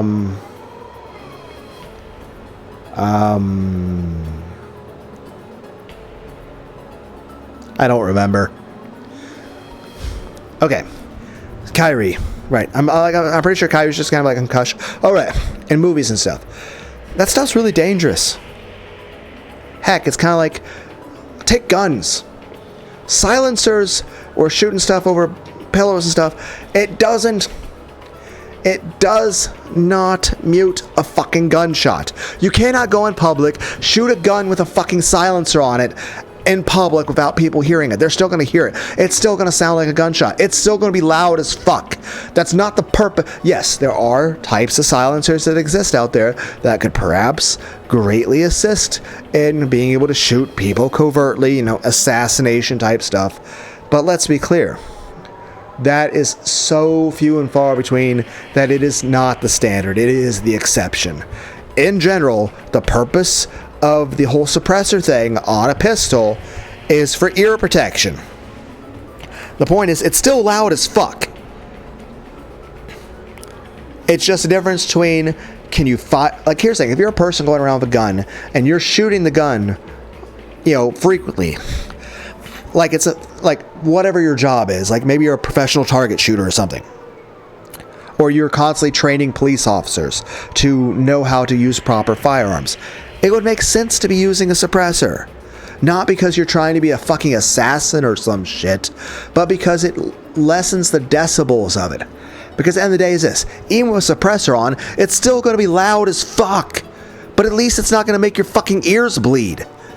A gun without a suppressor is really, really loud, especially for anyone near point blank where the gun is, especially the person firing the gun. At that point, the point of the suppressor isn't because you want to shoot it covertly or be some sort of stealthy assassin. It's so that you don't blow out your own fucking eardrums, because most time if you're going to use it, you're not going to be wearing earplugs and earmuffs at all fucking times. Yes, if you're at a fucking shooting range, yes, you're definitely going to go to the shooting range. There's no reason why you would ever go to a shooting range. Whether you're at a professional shooting range, or you're a police officer, or even just some people shooting in the middle of a fucking farmland at some clay pigeons. Whether you're shooting slugs, or bird shot, or even duck hunting. You're going to wear earplugs or hunting earmuffs, or both, so you don't blow out your own fucking ears. But, if you're I'd imagine police officers should be using suppressors, because it's not like you're going around with earplugs and earmuffs on your ears. So when you do, granted, you should be firing the gun very often. Hopefully society is, then again, people are fucking crazy nowadays. Honestly, I do not envy police officers that job. It seems like an extremely stressful job. Plus, I would not have the personality for it. Simply put, I'm a very non-confrontational person. Yes, I can be angry. Yes, I can yell at people when I have to. But in general, I don't like to. I don't like to be in those kinds of situations. Grantedly, I've also been at a bar and started having a conversation with a spider crawling by, and then people looked at me funny. Not that the spider could understand me, not that the spider was talking back to me. It's more so just, I've definitely done the talking to stuffed animals thing since I was my earliest memories. Apparently that's an autism thing or something. I don't know, but it's just a thing I do. I am again, for all intents and purposes, my personality is I'm basically Maria and Battler in a Dragon Ball Z Potara earring fusion, okay? Then again, I made the Grok videos too. Okay, I was going to want to link multiple things to this video, but I can't remember anything anymore. Like, I know there was going to be multiple links. I was, Super Meat Boy. Okay, we'll try to link Super Meat Boy and at least one of the Grok videos. I made 3 Grok videos. So, but then you just type it in the search bar at my channel. I don't remember what we're talking about. Anyway, so I'm pretty sure, like, Angie's gonna die here. And then Kyrie's gonna be like basically the idea is this. Alright, the French people. Anyway, that reminds me, Sare, the VTuber, also looks kind of like Kyrie. So does Karu Nagisa from Evangelion. I think Karu Nagisa from Evangelion's attractive. Then I also think Asuka Lengri Sario was also pretty cute. Now imagining her with giant tits and a dick. Okay.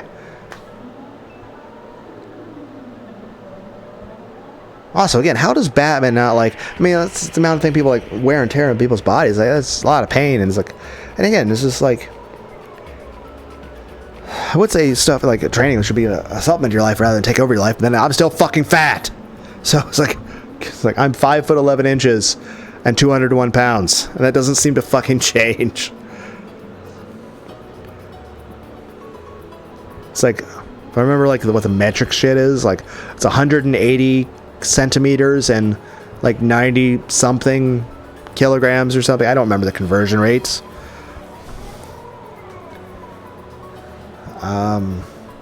Anyway, so like, anyway, the French people, they got like helmets, but then the amount of people needing to be treated for head wounds went drastically up, because here's the thing, the helmets were saving lives. That's the issue. The problem is the helmets were working. They made the helmets to protect people's heads, but they didn't make it invincible. After all, that's usually kind of impossible to do. But here's the thing, because what was happening is all the people getting head injuries were being shot in the head, but they had helmets on, so the helmets were saving their lives. And obviously the French were looking at it like a problem, like the government was like, oh shit, we have to pay to take care of these people. Now we have all these injured people that we have to take care of and spend money on, and now they'll go back to society, and now we have all these crippled people we have to worry about who can't work as well. Obviously, I feel that's kind of a bullshit way to look at it. I mean, at that point, you're not happy that people are alive, and you're treating them like being alive is an inconvenience. Like, shouldn't it be great that you saved lives? But again, that's the thing. They were suffering from success, and they were being fucking assholes about it. But the main point is this. It was saving lives. All these people being treated for head injuries.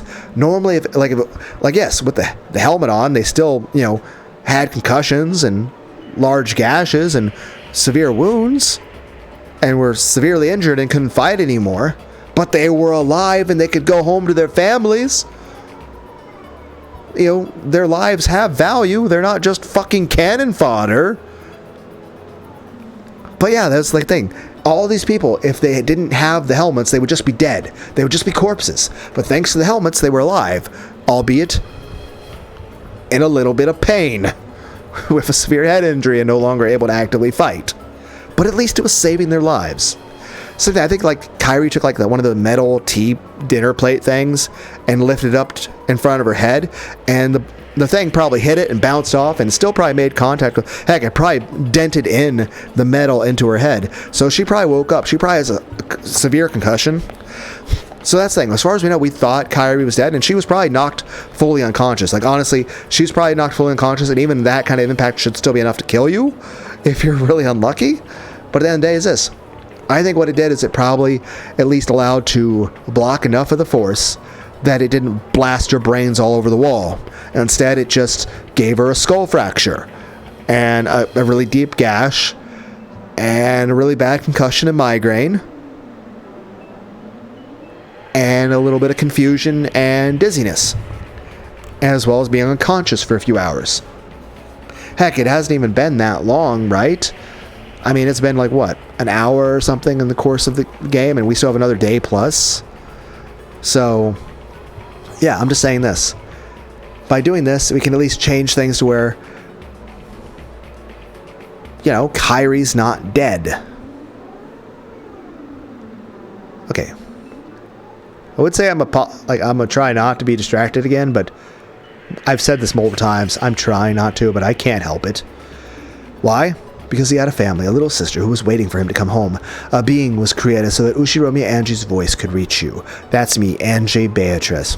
I'll sacrifice the piece I am to give to you the will to fight, to give you purpose. My purpose isn't to play with you in a witch's game for all eternity. I came to bring you Ushiromi Anji's mourning and sadness. That is my unshakable purpose. Anji! Anji! Ah! The white, thin arm that held Battler became pale and transparent, almost like wax, and even so the fresh blood stained it so cruelly. I will disappear now, but, Oni-chan, fight with all you've got, and I'm sure you'll come back to me. I'll be waiting. Always. I'd planned on helping you out a lot more than this, but I couldn't do anything. Sorry. Don't worry about that. You taught me, didn't you? You taught me why I have to win, and that I've got to win for certain, and come back to you. What am I doing lazing about in a place like this?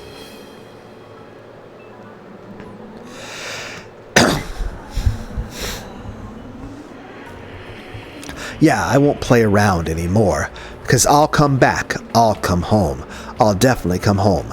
Bringing a souvenir, I promise. I don't need one, so promise me one thing. What? I'll promise anything. In a second, I'm going to let go of this hand. It hurt, didn't it? Sorry, I held it so tightly I'm okay, so you don't have to turn around. So, in the end, let me see the coolest part of you, Oni-chan. Rise from your seat, point at the witch before your eyes, and announce that the game will start up again. Angie's hand slid and disappeared behind me. There were bloody fingerprints left behind, blurred by her fingernails. But I turned around right away to take care of Angie's wounds. Angie? Ah, crap. You even promised that you wouldn't turn around. Angie? Where? Behind my chair, it was as though about 10 watermelons packed with blood had been smashed, and there was a sticky, pulpy mountain. And around that mountain of blood and minced meat and clothes and shoes Angie had been wearing lay crumpled as though they had been taken off and thrown away, as though just a human's insides had been pulverized and tossed there like scrap, as though Angie, who had been standing there until a second ago, had been crushed. Angie? Oh, where's Angie? Where did Angie disappear to? Hey, where did Angie go? The two young-looking witches said nothing, and just silently looked at the mountain of blood and meat and clothes. But I didn't want to accept it. I definitely didn't want to accept it. I was right in front of you. I was watching the whole time. Watching what happened to Angie behind you. Do you know? Where did Angie go? While she still lived, pinch by pinch, massive, red-hot pincers tore chunks of flesh the size of a thumb off her and threw them away. I was watching. I saw as countless cruel tools, burned red-hot in the witch's furnace, approached Angie from behind, and one bit at a time pecked at her, twisted her, ripped chunks off her, and tore her to pieces. Angie should be proud. In order to share some last words with her brother, she stopped herself from gasping at that pain until the very end. As if something like that could have happened. But on top of that mountain of flesh and clothes, what had fallen there was without a doubt what she had been wearing on her head, those pink jeweled hair ornaments. To be honest, I thought they were a bit too childish for her and didn't suit her, so I remembered them well. Why did Angie wear such cheap hair ornaments all the time? No, the thought that this is Angie couldn't possibly be. Ooh. You're pretty blunt, Beato. Battler didn't see it, so you could have just said she turned into butterflies and flew away or something. You guys also saw that happen? You saw Angie get torn into little bits. You were watching, and yet you stayed so calm the whole time? Without answering, Bern Castell, Lambda Delta, and Beatrice stared at me. Some in pity, others in derision, watching me. Since she'd called herself Gretel, and after what had happened with Virgilia in the last game, I'd thought she might be Beato's underling, and I'd been wary of her, not trusting her even though she was an ally. And now, after learning that it truly was Angie without even being allowed to see her face, I turn around and find something like this. Why does it matter?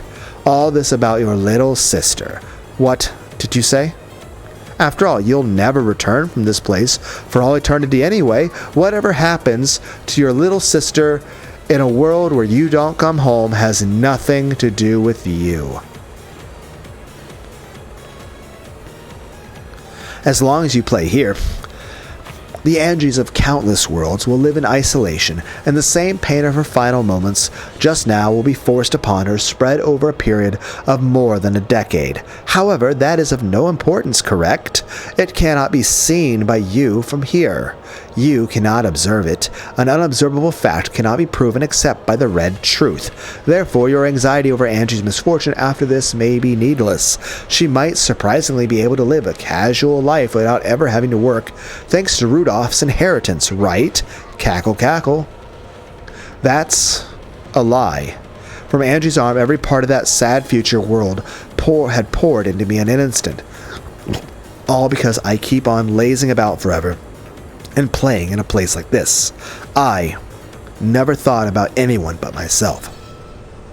I must defeat her. I'll take back my family, back to where Angie's waiting, and come home as soon as I can. Because even as I hang around with the witch like this, Angie's heart continues to be torn to bits by sadness.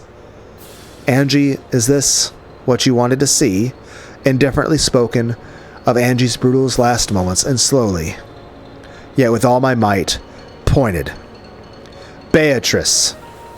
Indeed. Resume this game. I won't run away anymore, and I won't let you escape. Bring it on. I can no longer escape or hide.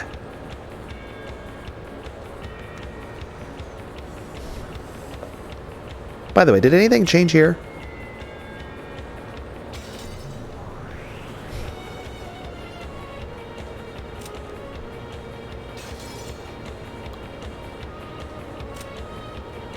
Nope. Okay.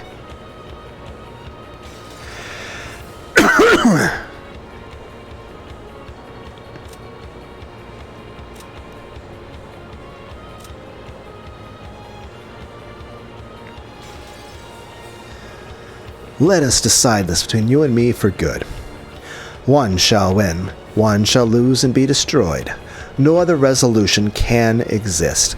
I'll win. No matter how long it takes, I'll definitely smash you.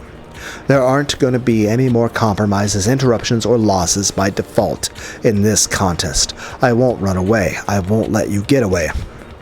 Try and defeat me with everything you've got. There's absolutely no need for stupid tricks and deceit, for intermingling and acting friendly. You and I are enemies. I have to settle this as soon as possible and bring my family back to Angie. Unwavering resolve, certain willpower. The certain willpower of a human becomes certain magical power. That leads to a miracle, and promises that it shall be so. Yes, this is a promised, certain miracle. Are my chances at victory not even 1 in a billion? No. Shall it be certainly impossible without any fragment of a miracle? Before I knew it, a cold, stiff chain had bound my other leg without a sound, tying me to the chair. All that's left is to either be killed and lose to Battler, or resist and continue in an endless tie for all eternity. Or perhaps I should say it's to continue trying until I've prepared my heart for death. Either way, I must fight to lose, and nothing more. I have already been bound by the chains of eternity, and Battler won't me escape either. Should I pathetically beg his forgiveness? Should I beg for compassion by appealing to his pitying heart? Should I forget appearances and prostrate myself? Because of the chains, even that choice will not be granted me. Checkmate. This is a perfect stranglehold. However, I am the Golden Witch Beatrice, the demon lord of gold who reigns in the Golden Land. Even in a fight to lose, there is an attitude fitting for me, and I have the right to adorn my death in a manner suited to me. I am no different. I'll make you accept the existence of my magic, and the door to the Golden Land will open on this island. You shall become the guest of honor at that first tea party. Everyone besides you has gathered already, you see. Because the honored guest's arrival has been delayed, the tea party cannot begin. Your father, mother, cousins, and everyone else are getting tired of waiting for your arrival. Sure, that's perfect. That's just perfect. What the hell is magic? What the hell are witches? I'm done playing with you. Here we go, Beatrice. Come as hard as you can, for there will be no compromise, interruptions, or losing by default. One shall win and one shall be destroyed. If you have no desire to lose, then you must defeat me, kill me. However, I won't be killed so easily. Until you can prepare a fitting end for me, I can resist over and over again. Can you do that? No, you probably can. You surely can. Come on, come and kill me. Is it that hard? Then let's go with the usual. Hiya! As if I'd be killed. Even if I can't win, I can at least harass you enough to stop you from snatching victory, right? Ho, that's a good look on your face. Cackle. Try and kill me, Ushiromi, a battler. Ooh, please kill me quickly. Try and I can't read this. No one can read this. Also, I would have been nice if I'd seen the original graphics of that too, but I like the newer ones better. Okay. You know, this better not be the end of episode 4. I feel like that would be very unresolving, and I'm pretty sure episode 4 was supposed to be the longest of all of them, and we have not been reading it that long. We better not be at credits. Are you kidding? For Angie, complete episode 4.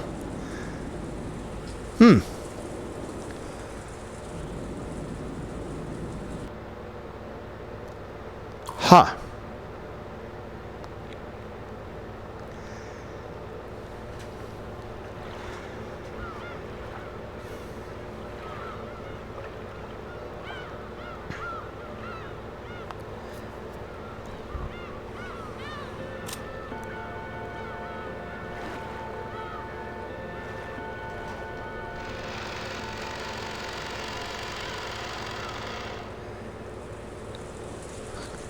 Also, I need to... October 5th, 1986, the second day. Also, I really do need to start making shorter videos.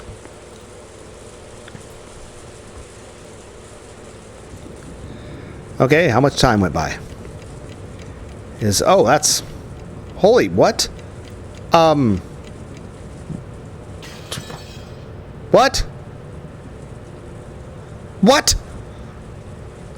I don't have a clue what's going on. Please, someone explain in a way even I can understand. What happened yesterday? I was in the kitchen of the mansion grabbing some food without permission. If you open up that massive business class refrigerator, you can find anything. Okay.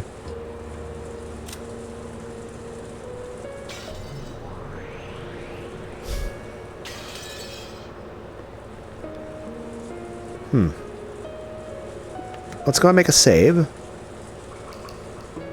And yeah. Anyway, we made, this was a almost 2, we're at 1 hour, 58 minutes, and 20 seconds. In the future, I'm going to try to keep much shorter parts, like 20 minutes or so, because this is, no one's attention span can handle this long of a video.